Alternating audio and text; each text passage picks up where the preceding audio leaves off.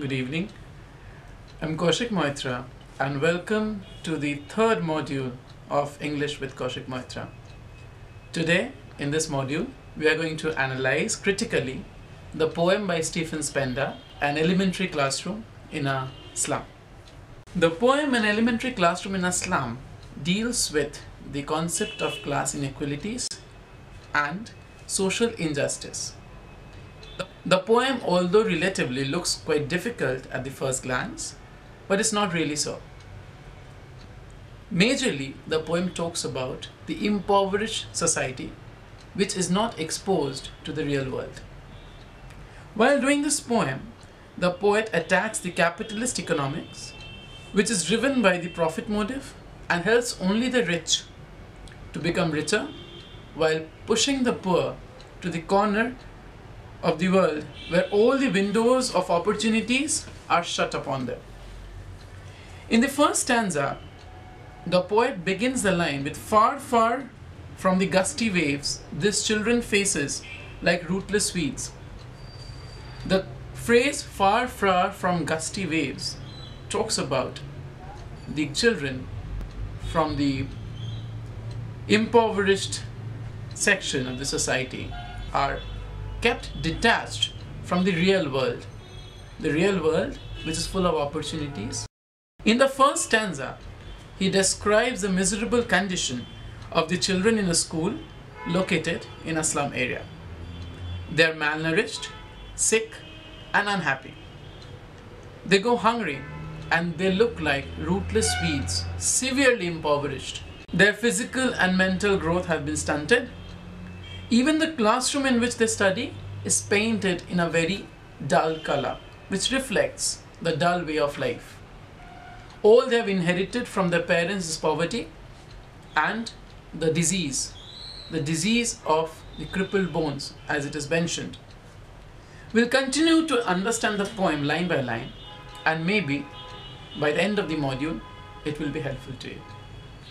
The first line, "Far, far from gusty waves, these children's faces, like rootless weeds, their hair torn round their pallor, the tall girl with their weighed down head," talks about few children who are in the elementary classroom of a slum, sitting in an absolute dilapidated condition.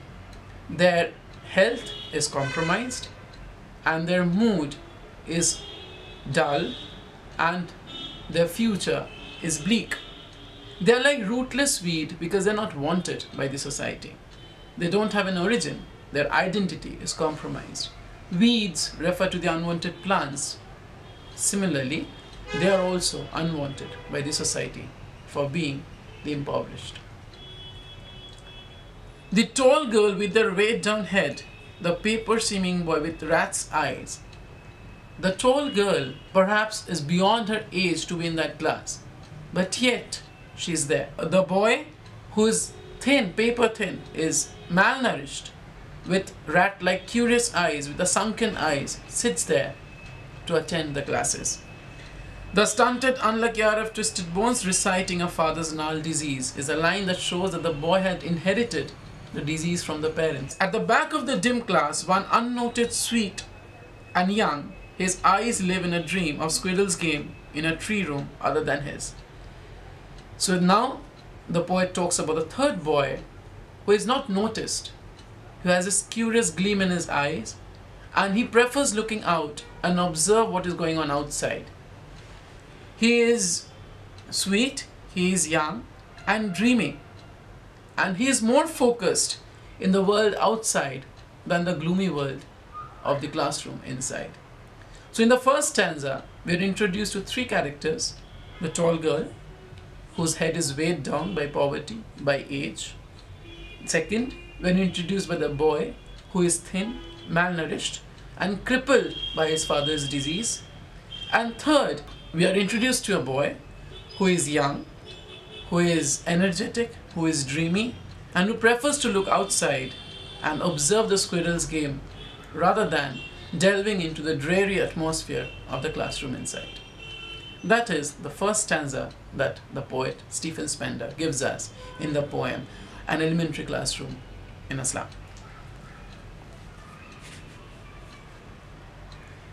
In the second stanza, on the other hand, the poet gives us a glimpse of the world of the rich and prosperous through the pictures that are hung on the wall. He calls Shakespeare wicked because his position in the wall is quite inappropriate. These have been donated by the rich people, but ironically these children who live in these dark holes of the slum are only tempted to steal by seeing this prosperous world. The line starts with, "Our sour cream walls donations, Shakespeare's head, cloudless at dawn, civilized dome riding all cities, belled flowery tireless valleys, open-handed map, awarding the world its world, and yet for these children, these windows, not this map, their world, where all their future is painted with a fog." Through these lines, he talks about the sour color of the wall, which is dull, and that too not its original. It is donated by someone who was rich, and now it stands neglected. No one is bothered to follow up how the school is or how is it functioning. It talks about the various elements of the world which is presented and on display. But the children, sadly, from these corners, remote corners of the classroom in the slum, will never get a chance to explore the world that is outside. Perhaps they will never get a chance to explore the rich literature that Shakespeare wrote. They will never be visiting the tireless valleys. For them, these windows, these maps doesn't stand a meaning. For them, when they look out of the window, it shows them their world. When they look out of the window of the classroom, they see their slum. And that is where their life is confined. Where all the poet's line, where all their futures painted with a fog, is something that makes us ponder. Is it really so that their future has no hope? It's bleak, it's dull, and it has no promise of a better tomorrow. The stanza continues with the last two lines. "A narrow street sealed up with a lead sky, far, far from rivers, capes, and stars of the world." The poet talks about that their world is a narrow street. Narrow because they are away from the main hustle and bustle of the city. Sealed in with a lead sky. Lead refers to the dark sky. Darkness because the light of education never reaches here. There is no promise of a better tomorrow, no promise of better opportunities. So a lead sky, which is far, far from the river, capes and stars of the world. All the goodness of this world, all the wonderful and amazing things that the world and nature has to offer, somehow shuts itself from these hapless souls, from these poor children who are going to this particular classroom in the slum. Okay. In the third stanza, the poet calls Shakespeare wicked because his picture is hung in a classroom where no quality education is imparted. The lines or the stanza starts with, "Surely Shakespeare's head, Shakespeare is wicked, the map a bad example, with ships and sun and love tempting them to steal, for lies are slyly turned in their crumpled holes, from fog to endless night. On their slag heap these children wear skins peeped through by bones and spectacles of steel with mended glass, like bottle bits on stones. All of their time and space are foggy slum, so blot their maps with slums as big as doom." The third stanza is perhaps one of the most hard-hitting stanza that shows the reality of the poor. They call Shakespeare wicked because of the lack of appreciation of his true work, which is meaningless in this particular classroom. They say, the poet says, "With ships and sun and love tempting them to steal, for lies are slyly turned in their crumpled holes." No matter what education they are getting, no matter what opportunities or what lessons they get in the class, their life is all about the village slum.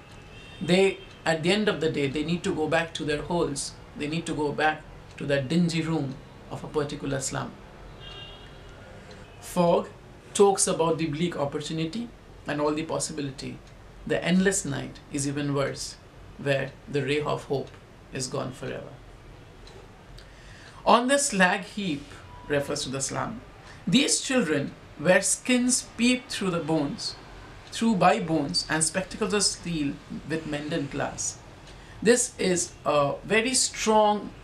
presents a very strong image of the children who are impoverished. They are told as if they are wearing skin on their bones. This shows how terribly skinny and malnourished they are. All of the time and space are foggy slum, so blot their maps with slums as big as do. No matter what lesson they get, what maps they are exposed to, whatever maps are displayed in the class, they stand or they have no meaning, because for them the map, the world, starts and ends at their slum. So it's better that we blot their map with a big slum, which is as good as doom, because they will never be exposed to the real world, thanks to the impoverished class, thanks to the unending poverty. In the last stanza, he urges all concerned to take appropriate measures so that these children too can get good education, which in the long run can give them quality life and open before them endless possibilities.